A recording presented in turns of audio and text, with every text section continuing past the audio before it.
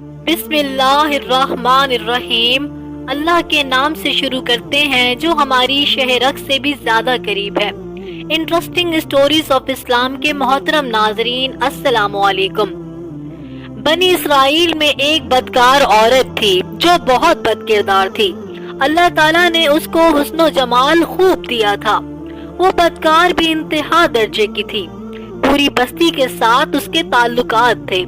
وہ اتنی مالدار ہو گئی کہ اس نے اپنے لیے بڑا محل بنایا اور ایک تخت بنوایا۔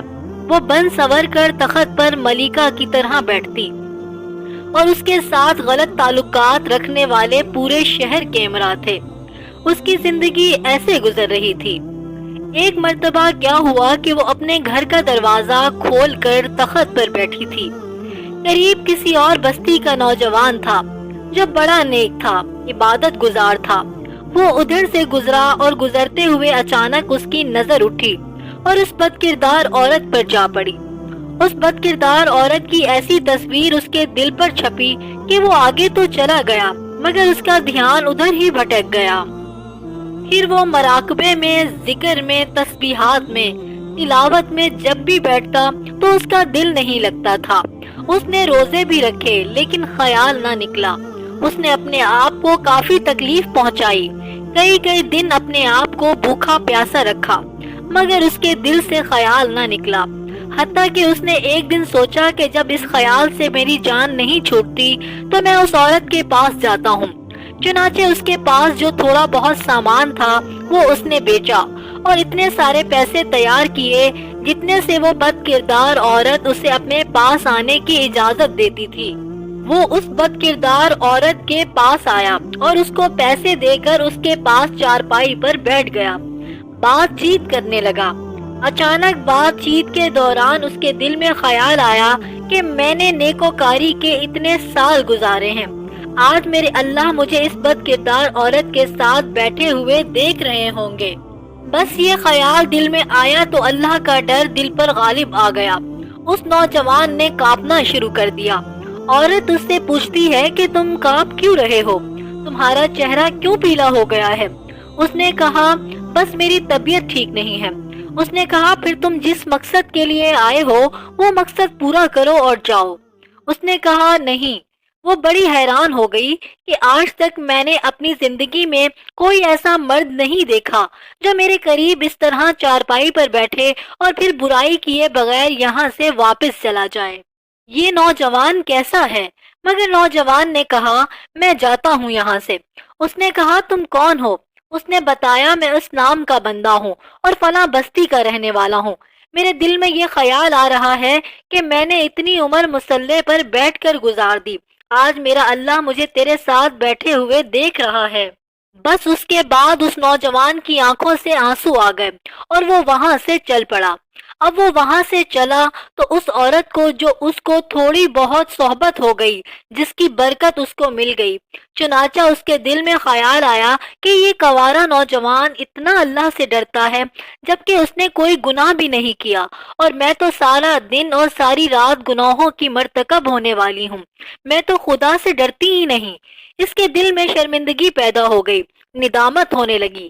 دل میں خیال آیا کہ اچھا چلتی ہوں اور موسیٰ علیہ السلام سے پوچھتی ہوں کیا میرے لیے بھی کوئی توبہ کی صورت ہے۔ وہ اپنے گھر سے نکل کھڑی ہوئی۔ اب اس کو بستی کا ہر فرد جانتا تھا۔ وہ ایسی بد کردار خاتون تھی۔ بالآخر وہ موسیٰ علیہ السلام تک جا پہنچی۔ موسیٰ علیہ السلام بنی اسرائیل کو نصیحت فرما رہے تھے۔ اس نے کسی آدمی کے ذریعے پیغام بھیجا کہ میں آپ علیہ السلام سے ملنا چاہتی ہوں۔ اب جس کو پیغام دیا وہ بے وقوف تھا۔ اس خدا کے بندے نے سیدھا جا کر سب کے سامنے کہہ دیا کہ حضرت آپ سے فلاں عورت ملنے آئی ہے۔ موسیٰ علیہ السلام نے نام سنا تو آپ کو بہت جلال آیا کہ لوگ کیا سوچیں گے۔ موسیٰ علیہ السلام نے غصے میں کہہ دیا کہ اسے کہو کہ وہ چلی جائے، میں اس سے نہیں ملنا چاہتا۔ اس بے وقوف نے آ کر کہا کہ میں نے بات تو کی لیکن وہ ناراض ہو گئے ہیں۔ وہ عورت ڈر گئی کہ میری بد کرداریاں ایسی ہیں کہ اللہ مجھ سے ناراض تھا اور اللہ کا نبی بھی مجھ سے بات نہیں کرتا۔ بڑے اداس اور مایوس ہو کر وہ وہاں سے چلی گئی۔ وہ حیران تھی کہ اللہ کے نبی نے بھی میرے ساتھ بات کرنا مناسب نہ سمجھا۔ میں اتنی گری ہوئی عورت ہوں۔ چنانچہ وہ گھر آئی گھر کی کنڈی لگا کر ایک جگہ اس نے اللہ کے سامنے سجدہ کیا اور دل سے کہا یا اللہ میں تیرے آگے جھک رہی ہوں، میرا کوئی نہیں تیرے سوا۔ پھر اللہ کی شان دیکھیے، اس نے رات گزاری، اگلے دن اس کے دل میں خیال آیا کہ میں عورت ذات ہوں، اکیلی مکان میں رہتی ہوں، ایک میری خادمہ ہی تو ہے، میں اگر نیت کر بھی لوں تو جتنے لوگوں نے میرے ساتھ بدکاریاں کی ہیں وہ تو مجھے نہیں رہنے دیں گے، بہتر ہے کہ میں اس جگہ کو چھوڑ کر چلی جاؤں۔ اس نے اپنے آپ کو ایک سادہ کپڑے میں لپیٹا اور اس نیک آدمی کی تلاش میں نکل پڑی، اور دل ہی میں سوچا کہ اس کی خادمہ بن جاؤں اور ممکن ہے کہ وہ مجھ سے نکاح کرے۔ چنانچہ ڈھونڈتے ڈھونڈتے یہ اس بندے تک جا پہنچی اور اس کے گھر والوں سے کہا کہ میں فلاں بندے سے ملنے آئی ہوں، تو انہوں نے کہا وہ ابھی عبادت میں مشغول ہے اور اس وقت کمرے سے نکلے گا، تم انتظار کر لو۔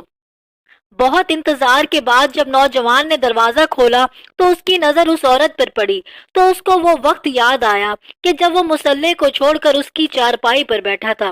اس نوجوان کو ہر طرف سے خوف طاری ہوا کہ کہیں یہ پھر میرا ایمان خراب کرنے تو نہیں آئی۔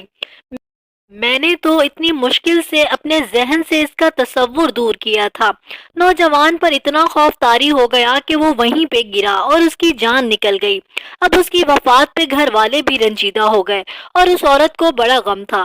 ہر 3 دن کے بعد اس عورت نے بتایا کہ میں تو اس نیت سے آئی تھی۔ اس کے گھر والوں نے کہا اب تو وہ چلا گیا، لیکن اس کا ایک بھائی ہے، اگر تم مناسب سمجھو تو ہم اس سے پوچھ لیتے ہیں۔ اس عورت نے کہا ٹھیک ہے۔ جب بھائی سے پوچھا گیا تو اس نے بھی جواب میں کہا ٹھیک ہے، اگر یہ ایسی عورت رہی ہے مگر اب تو توبہ کر چکی ہے تو میں اس کو اپنے نکاح میں قبول کر لوں گا۔ چنانچہ اس عورت کا اس کے بھائی سے نکاح ہو گیا اور اس عورت کو اللہ پاک نے 7 بیٹے عطا فرمائے اور وہ 7 بیٹے بنی اسرائیل کے اولیاء میں سے گزرے۔ ایسی بدکار عورت بھی اگر توبہ کرتی ہے تو اللہ تعالیٰ اس کو 7 ولیوں کی ماں بنا دیتے ہیں۔ اللہ تعالیٰ فرماتے ہیں اے میرے بندے، تو جتنے مرضی گناہ کر لے لیکن ایک بار سچے دل سے توبہ کر لے، مجھ سے معافی مانگ، میں تمہاری ساری خطاؤں کو معاف کروں گا، کیونکہ میں معاف کرنے والا ہوں، بخش دینے والا ہوں۔ محترم ناظرین، اگر آپ کو میری یہ ویڈیو اچھی لگی ہو تو پلیز میرا چینل انٹرسٹنگ اسٹوریز آف اسلام کو ضرور سبسکرائب کر دیں۔ جزاک اللہ۔